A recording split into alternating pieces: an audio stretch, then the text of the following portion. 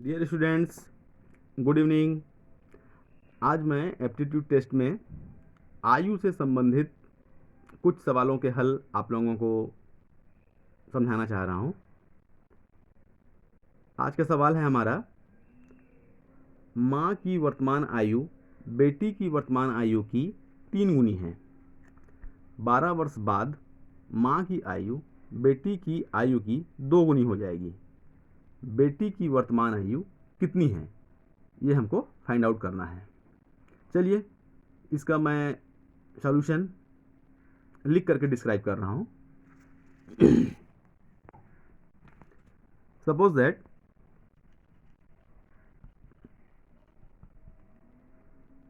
Question में दिया है माँ की वर्तमान आयु बेटी की वर्तमान आयु की 3 गुनी है, तो हम बेटी की वर्तमान आयु को पहले मान लेते हैं। सपोज दैट बेटी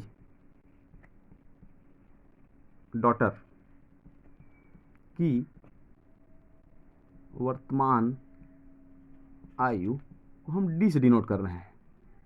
लेट अस अज्यूम दैट तब अकॉर्डिंग टू क्वेश्चन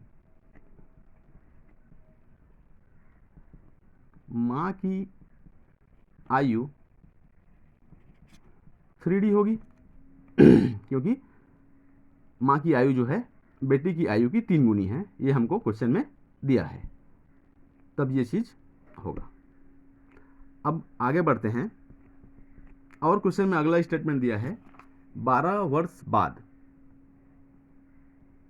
माँ की आयु बेटी की आयु की 2 गुनी हो जाएगी। अब हम सेकंड कंडीशन को लिखते हैं।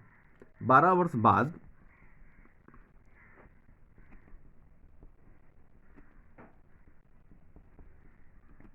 माँ की आयु क्या होगी?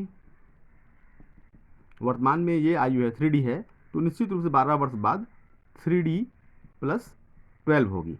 12 ईयर्स का इंक्रीमेंट हो जाएगा 12 साल बाद। इसी तरीके से 12 वर्ष बाद बेटी की आयु भी डी में वर्तमान आयु में 12 वर्ष का इंक्रीमेंट हो जाएगा, डी प्लस 12। अब सेकंड सिचुएशन को मैथमेटिकल फॉर्म में लिखते हैं। सेकंड सिचुएशन क्या दिया है? 12 वर्ष बाद माँ की आयु बेटी की आयु की 2 गुनी हो जाएगी। इस स्टेटमेंट को हम मैथमेटिकल फॉर्म में कैसे लिखेंगे? एक तरफ लिखते हैं अपन माँ की आयु, दूसरी तरफ लिखते हैं अपन बेटी की आयु। 12 वर्ष के बाद की स्थिति है ये। तो ये इक्वल करने के लिए हमको क्वेश्चन में दिया है 12 वर्ष बाद माँ की आयु बेटी की आयु की 2 गुनी हो जाएगी।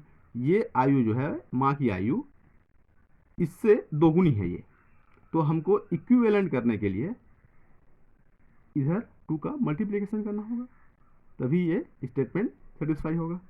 ये 2 गुनी है तो इक्वल करने के लिए इसमें 2 का मल्टीप्लिकेशन करना पड़ेगा, तब ये मैथमेटिकल फॉर्म में हो गया।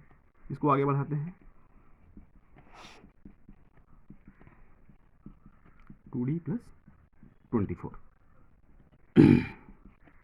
फिर आगे बढ़ाएंगे 3D, इधर ले आए तो -2D, 24 इधर ले आए तो -12।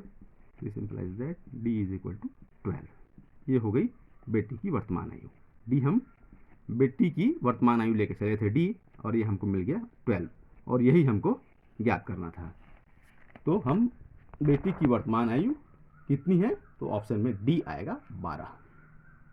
आयु से संबंधित सवाल का यह हल निश्चित रूप से